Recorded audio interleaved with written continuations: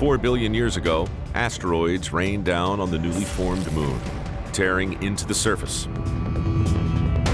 Where the fractured crust is thinnest, molten lava seeps from the moon's hot interior, spreads out in giant pools, and solidifies to form the scars we see today from Earth.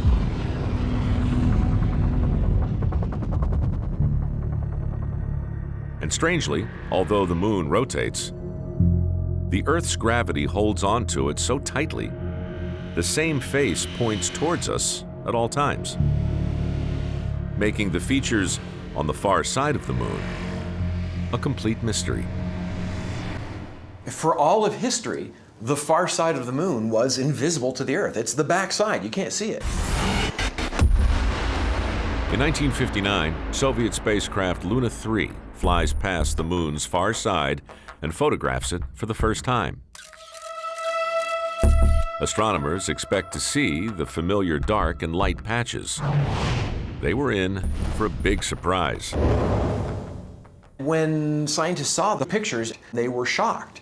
The far side looked completely different than the near side. It's saturated with craters.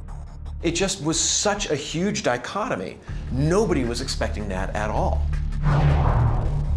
The far side still had massive impact craters, but it was uniformly pale.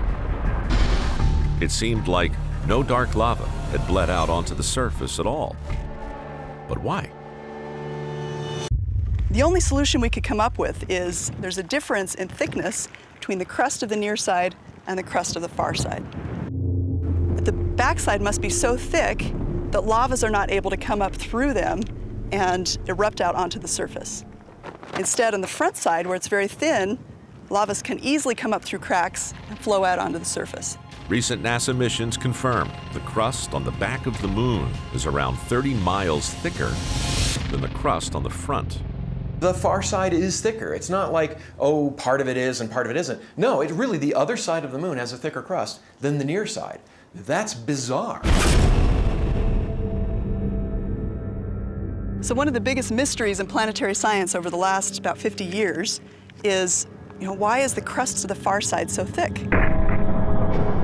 The impact theory doesn't really cover that. It just forms the moon, but it doesn't say why one side should be so different than the other one, unless something strange happened. The new age of supercomputers brings about the first credible explanation. The impact of Theia could have made two moons, not one. And this double birth might also explain our double-sided moon.